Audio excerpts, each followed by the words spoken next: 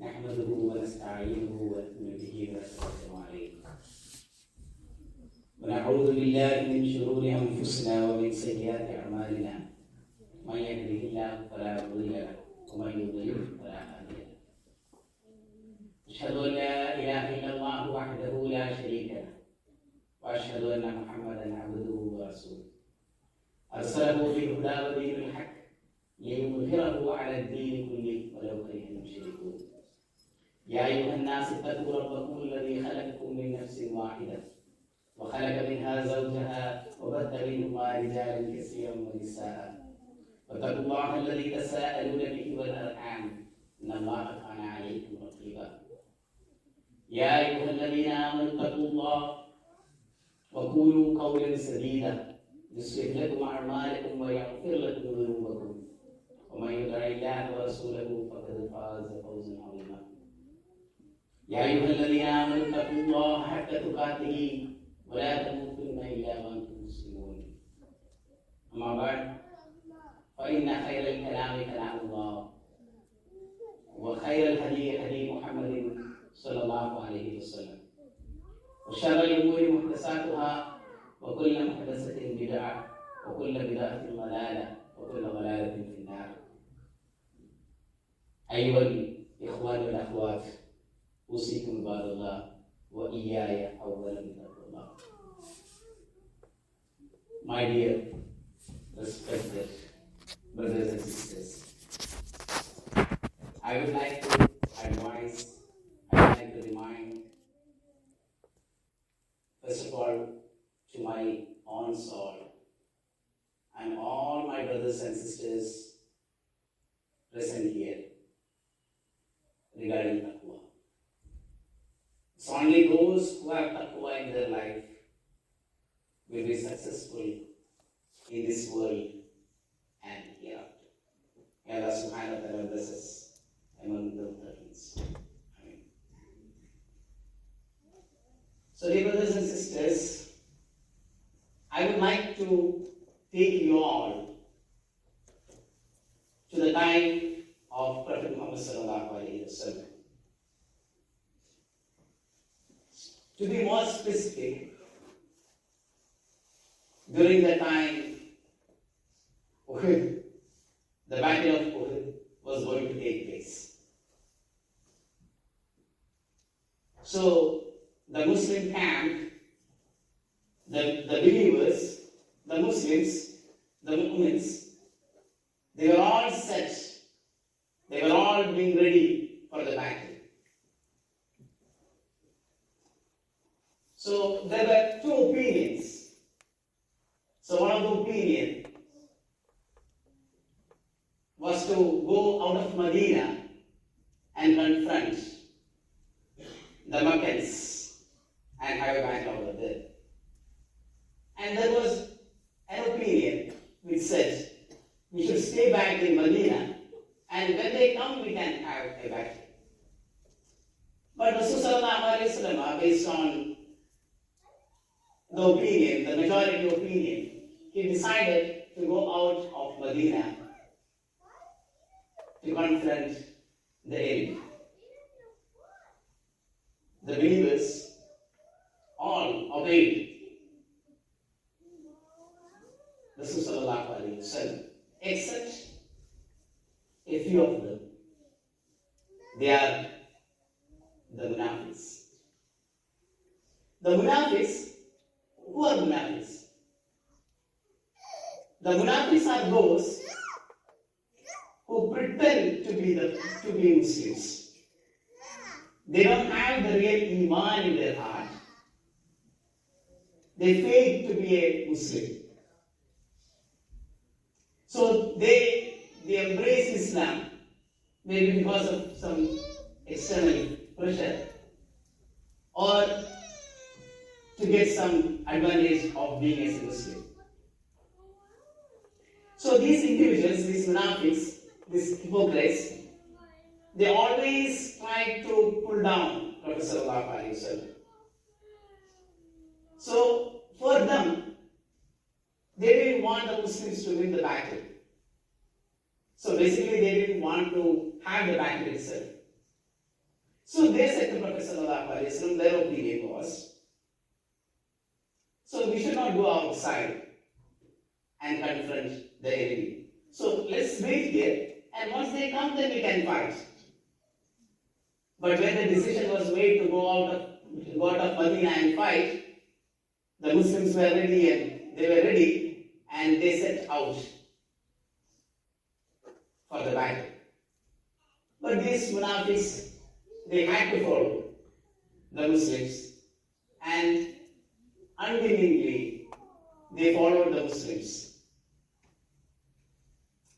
But in the middle of the way, 300 of them, they said, the battle will not happen. So let us go back. So their intention was to bring down the morale of the Muslims. So they never want the Muslims to win the battle too.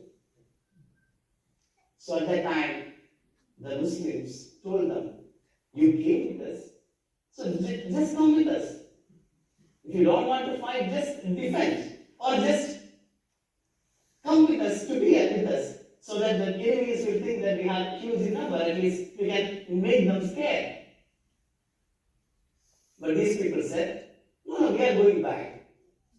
There is no chance for the war or the battle. And if there is any battle, then we will be coming back. Which they were right. So Allah subhanahu wa ta'ala says about this incident in Surah Al-Imran, verse number 167 to 171. So Allah says, يَقُولُونَ بِأَفْوَاهِهِمْ مَا لَيْسَ فِي قُلُوبِهِمْ وَاللَّهُ أَعْلَمُ بِمَا يَكْتُمُونَ. And when they said that they will be coming back, Allah said, they are not. It was just a lip service. They are not talking from the heart. They didn't really want to come back. So Allah knows what is hiding in their heart. So they didn't go to the battle. The battle took place, and you all know about the battle of Uhud. Initially, the Muslims, the believers won the battle. But the second phase of the battle, the Muslims faced a lot of difficulties. We lost around 70 Sahabas in that battle. So the result was not very favorable for the Muslims. So the Muslims went back to their homes after the battle, and they were, in a sense, sad that they lost some of their companions. And they were trying to analyze what was the reason for our defeat. And the reason for the defeat also, we know, a small disobedience from a few Sahabas led to the defeat of the Battle of Uhud. So at that time, these munafiqs, they thought this is the right time to attack the Muslims, so that we can pull down the morality of the Muslim Ummah. So they acted as if they were very, very sad. And they went to the houses of the Muslim brothers, saying to comfort them. So Quran says, Bismillahirrahmanirrahim, الَّذِينَ قَالُوا لِأَخْوَانِهِمْ وَقَعَدُوا لَوْ أَطَاعُونَ مَا قُتِلُوا قُلْ فَادْرَعُوا عَنْ أَنفُسِكُمُ الْمَوْتَ إِن كُنتُمْ صَادِقِينَ. So these people went to the houses of the Muslims who became shaheed. They said, لَوْ أَطَاعُونَ مَا قُتِلُوا. If they had obeyed us, they would not be killed. We already said before the battle itself that we should not go there. If all the brothers have obeyed us, they will not be killed in the battle.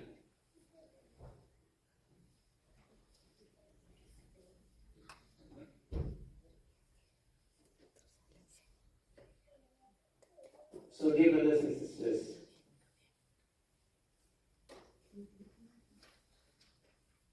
Allah subhanahu wa ta'ala answers the hypocrites here. Allah says, قُلْ فَادْرَعُوا عَنْ أَنفُسِكُمُ الْمَوْتِ إِن كُنتُمْ صَادِقِينَ. These people who came to the hypocrites who came to the believer's house, are they alive now? No. They all died, maybe with some disease or some accident, something like that. They all died. So Allah subhanahu wa ta'ala asked them, if you are truthful, can you stop your death happening to you? So basically, life and death is all predestined by Allah subhanahu wa ta'ala. If a person, he is born, where he will die and how he will die is all rewritten by Allah subhanahu wa ta'ala. So no one can stop anyone's death. So let us pause over there and come to our current slide. So we know it's a great pain in our heart for the last 40 plus days. There is a terrible genocide which is happening in Gaza. Over 12,000 people became shaheed, which includes 5,000 kids, children. It is very sad, in the sense it's very hurting. But what is more hurting is sometimes some of the words, some of the posts of our friends within us, in the social media, in our WhatsApp group, by our friends talking. They say, all this genocide, the reason is because of one incident which happened a few days back. Dear brothers and sisters, isn't this tone, the words, very similar to what the Munafiq said? So even the people among us, they try to blame something. Oh, this is the reason why all the massacre happened, the genocide. This is the reason for all the things, right? This is what the Munafiqs also said. So Allah subhanahu wa ta'ala says, the death of a person is not because of something. So, a person dies because Allah subhanahu wa ta'ala destined him to die on that place. And Allah subhanahu wa ta'ala says in the next ayah, وَلَا تَحْسَبَنَّ الَّذِينَ قُتِلُوا فِي سَبِيلِ اللَّهِ أَمْوَاتًا بَلْ أَحْيَاءٌ عِنْدَ رَبِّهِمْ يَرْزُقُونَ. And Allah says, do not say that the people who have been killed in the way of Allah has died. They didn't die.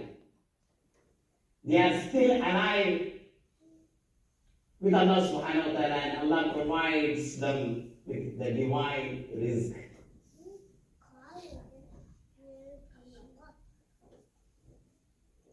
So, in the last khutbah, Brother Hassan mentioned about a hadith. The people of Jannah, when they reach the Jannah, when they see the bounties, the beautiful things in Jannah, they would never want to come back to earth.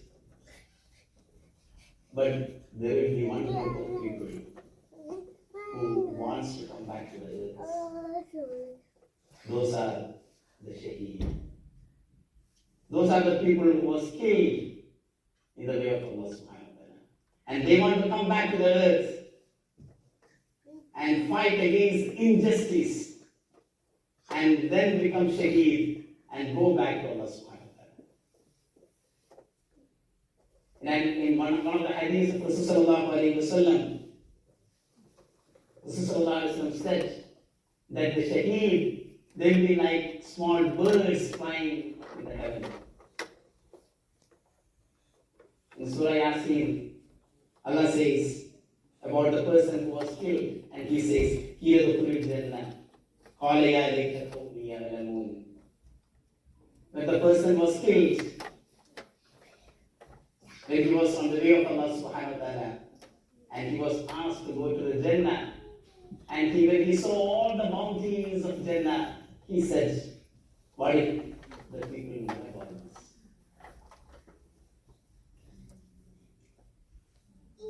أقول قولي هذا استغفر الله لي ولكم ولسائر المسلمين واستغفروه إنه هو الغفور الرحيم.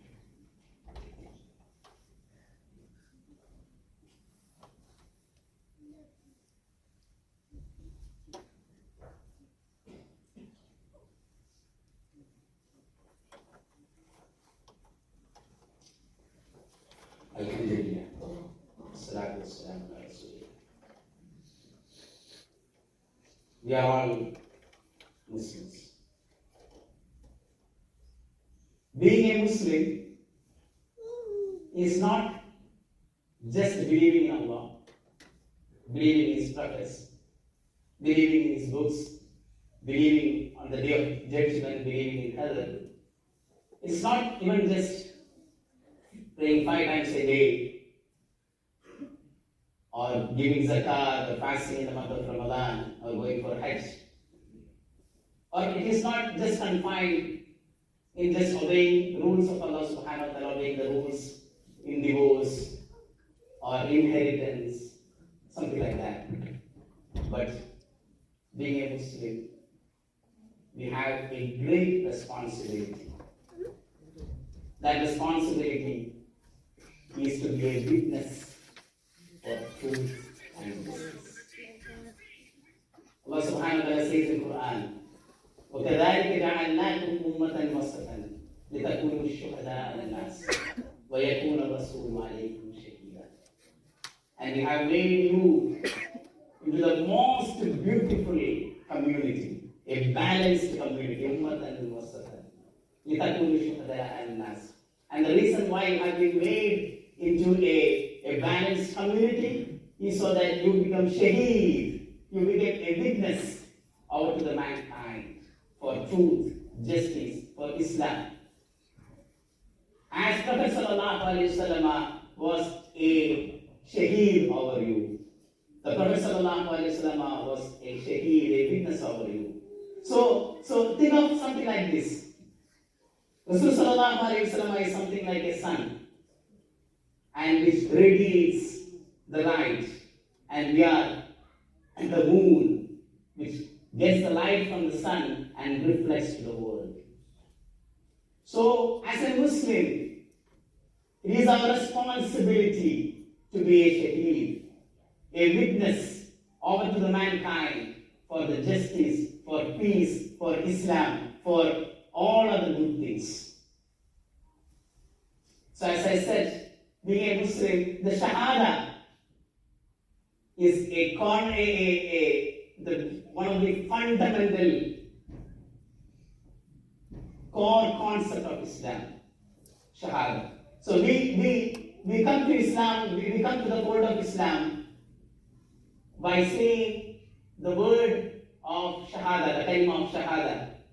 We say, Ashhadu an la ilaha illallah, wa ashhadu anna Muhammadan Rasulullah. I bear witness with my words that there is no deity, there is no God other than Allah subhanahu wa ta'ala. And Prophet sallallahu alaihi wasallam is his messenger and say.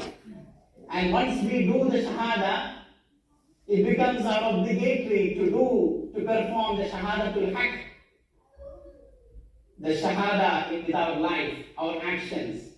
So our actions and our words should reflect, should witness the truth and justice, the Islam that Prophet sallallahu alaihi wasallam has taken to us. And there is one more Shahada, Shahadat bil mouth. This is something which Allah subhanahu wa ta'ala gives as the greatest honor to someone Allah subhanahu wa ta'ala is pleased with. So these are the 3 types of Shahada which is mentioned in the Quran. So we are all as a Muslim, it is our responsibility to be a shaheed, a witness of the mankind. Couple of pictures which came to my mind. I saw few YouTubers in North America and which lives in Europe and North America. They were so amazed to see the Palestinian resistance. A small group of people without any weapon, but they are so happy to resist one of the world's biggest power. Their iman, their courage, their commitment. That led them to learn about Islam, read about the Quran, and few of them embraced Islam.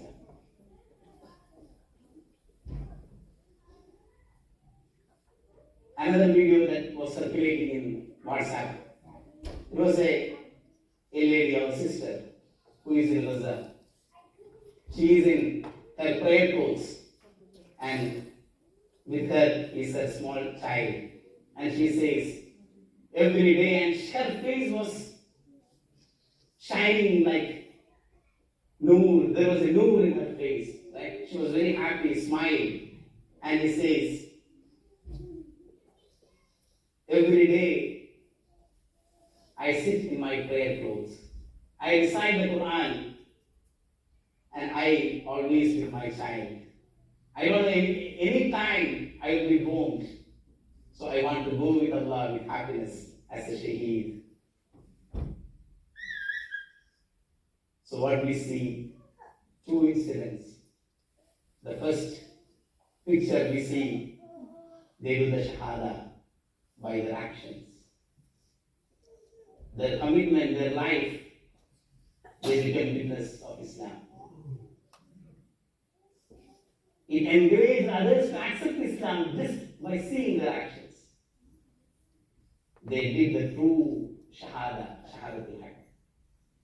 And the second image, you see a woman or a sister who is willing to be a witness by her life. So, dear brothers and sisters, we need to learn. There is a lot of things to be learned from the people of Gaza. Their commitment, their iman. So I was just reading a short poem written by a Palestinian poet. I just followed his name, and the poem is like this. It is much easier for you to push an elephant through a needle's eye. It is much easier for you to push an elephant through a needle's eye. Catch fried fish in galaxy. Blow out the sun. Imprison the wind. Or make a crocodile to speak. It is much easier for you than to destroy by persecution the shining, glowing, the shimmy glow of our iman. Or stop our march towards our cause on a single step. Maybe you can make a crocodile speak.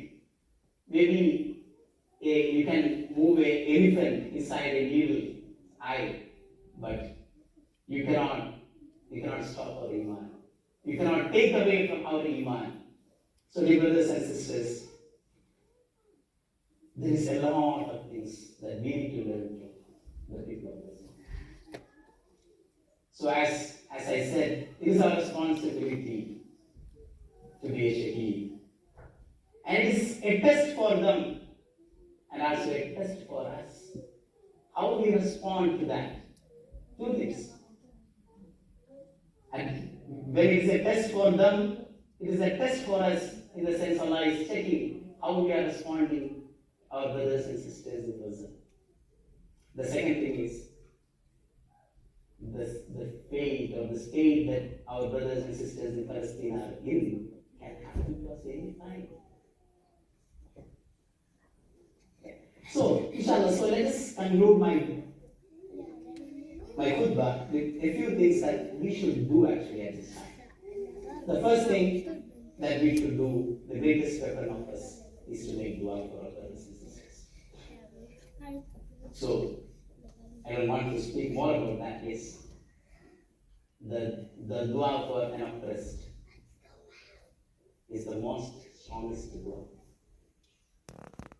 Let's have a connection with Allah subhanahu wa ta'ala.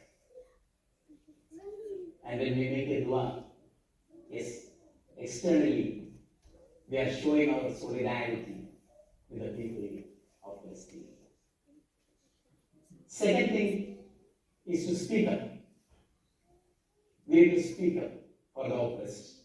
As I said, we need to be a shaheed. We need to do shahada with our speech, with our actions. When our brothers and sisters are being bombed, are living under the threat of a bomb, if we cannot stand up and speak for them, what is the state of us? So every platform that we have, be it social media, be it talking with our friends, speak about them, speak for them. Maybe some of us do not know what is the real truth about this. Speak to them in the most best way, with hikmah, wisdom, and good words. The third thing that we do,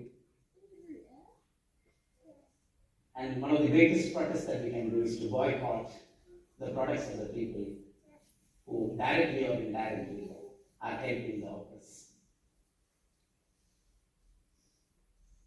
So when we boycott all these products, we are standing up and saying that we don't support genocide.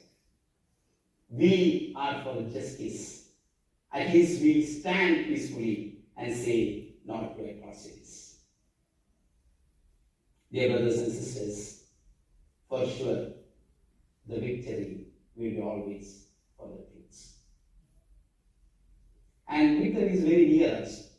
Allah subhanahu wa ta'ala says in Quran, كم من فئة قليلة غلبت فئة كثيرة بإذن الله والله مع الصابرين. Allah says, how many times a small force vanquished, defeated a mighty army by the will of Allah. And Allah is always with the patience. So the thing that we need to have is to be patient. For sure, inshallah, the victory will be coming back. The ultimate victory belongs to the truth and justice. After a very dark night, a radiant morning eagerly awaits is still to arrive. So when we see those heart-wrenching pictures of innocent children getting hurt in Gaza, it is like history repeating itself. Think about it. Pharaoh once ordered the killing of countless babies to stop Musa alayhi salam. But you know that what happened. Musa alayhi salam ended up growing up right under the Pharaoh's nose.